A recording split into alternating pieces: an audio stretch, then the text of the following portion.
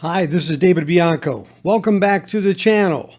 So recently I've stumbled across a few songs that I've known long from the past, and I remembered some anomalies in those songs that made me go, what the heck happened? Well, I thought maybe you would find it interesting to hear the backstories on these.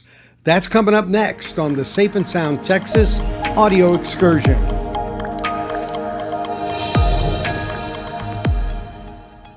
Well, welcome to the channel for the first video of 2023. Happy New Year. Well, today's audio excursion is going to take us on a little bit of time travel back into the 60s.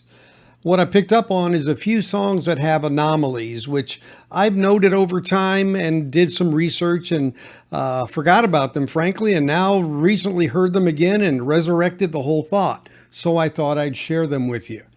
These song anomalies ended up being more technical in nature, and none were intended by the artists as they were recording them, ironically. And unsurprisingly, both songs deal with the ever-present issue of relationships between men and women. Go figure. Well, the first one is from 1966. The Mamas and the Papas, I Saw Her Again Last Night.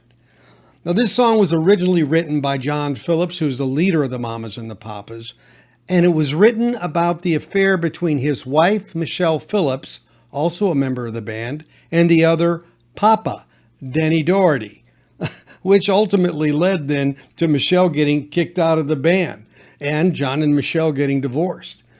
Ironically enough, although John wrote this, Doherty received a songwriting credit as well.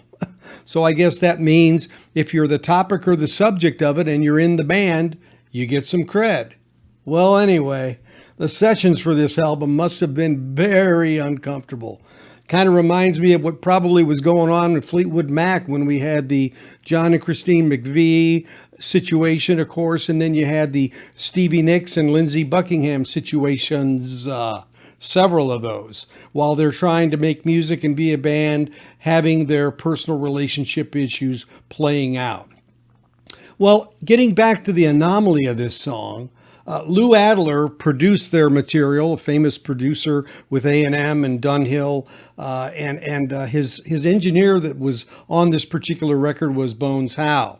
And according to Bones, when they were recording this at around the 2-minute 45 mark, where the I Saw Her is repeated twice, it ended up being really a happy accident. He said that he was punching in the vocals at that time, and when he came to the part where the rhythm stops and the group goes, I Saw Her Again Last Night, he punched it in early. They came in early, and so then they stopped.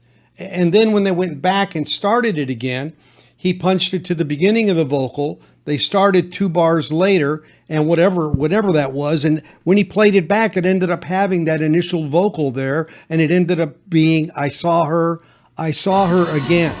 And it was a mistake. It was the punch out that made the mistake when he put it into the recording and went back to the beginning of what was the original track that he recorded of that particular small section of vocal. Well, Lou Adler heard it, and he said, I love it. Leave it in. It was an error, and it was a mistake, but Lou was wise enough with his background and knowledge. It caught his ear, and he said, leave that in. And you really do realize, sometimes you just got to go with your gut, and that's what he found out in that experience. If something catches you, there could be something wonderful, a wonderful mistake that happens, and you learn to take advantage of those. I think we see that a lot of times in movies and in television as well, where you have an unscripted moment come in and become something that just stays in because it's so darn good. But anyway, that's the backstory on the I Saw Her Again Last Night part of that record at about the 2-minute and 45-second mark. The second song anomaly comes from the king, Elvis Presley, with his 1969 #1 hit, Suspicious Minds. Now, this was his final #1 after having 18 of them, so it was a time where Elvis really was hitting a new peak toward the end of his career. But the song itself has an interesting background as well as the actual song anomaly. The song itself was written by Mark James, and The married James, who lived in Houston, admitted that he wrote it about his lingering feelings for a high school sweetheart that too had gotten married. Now, apparently James's wife had a lingering suspicion about his feelings. He said it was a difficult time for them and that the three were caught in a trap, but they could not walk out of it. Thus, the lyrics of the song, right? Well, Mark James actually first recorded this song on Scepter Records. Now, this is the same label that B.J. Thomas had hits on, and Mark James himself wrote 3 of those between 1968 and 69. You might recognize them: The Eyes of a New York Woman, Hooked on a Feeling, and It's Only Love.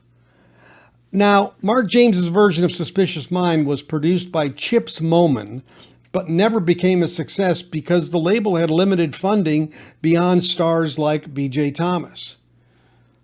Now, Chips Moman actually becomes critical to this story beyond this because he told James that Elvis was booking Moman's studio in Memphis for some recordings, which would end up becoming the historic LP from Elvis in Memphis.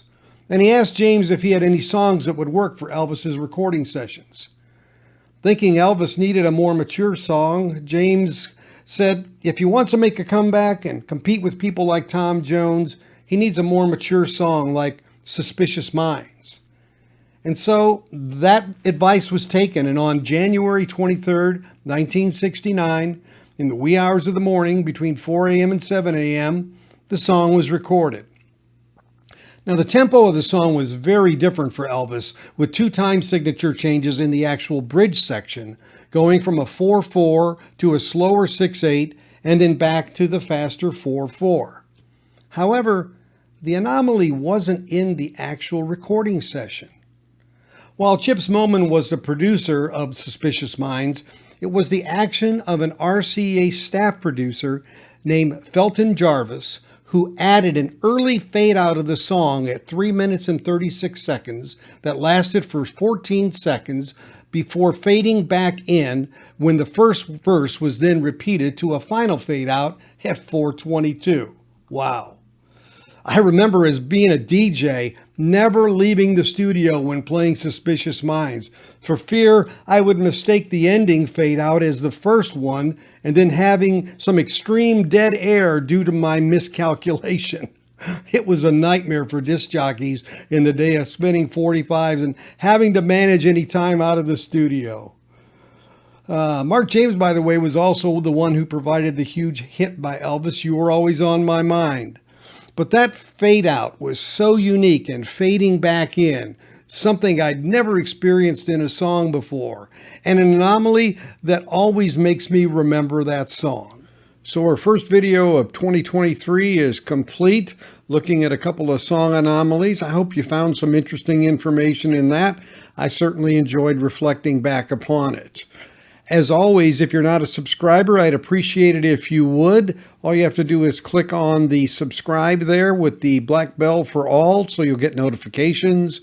A thumbs up like is always appreciated, as well as any comments you might have. And so for now, as always, I say thanks again for spending some time with me, and we'll catch you next time for a safe and sound Texas audio excursion. Take care, everybody.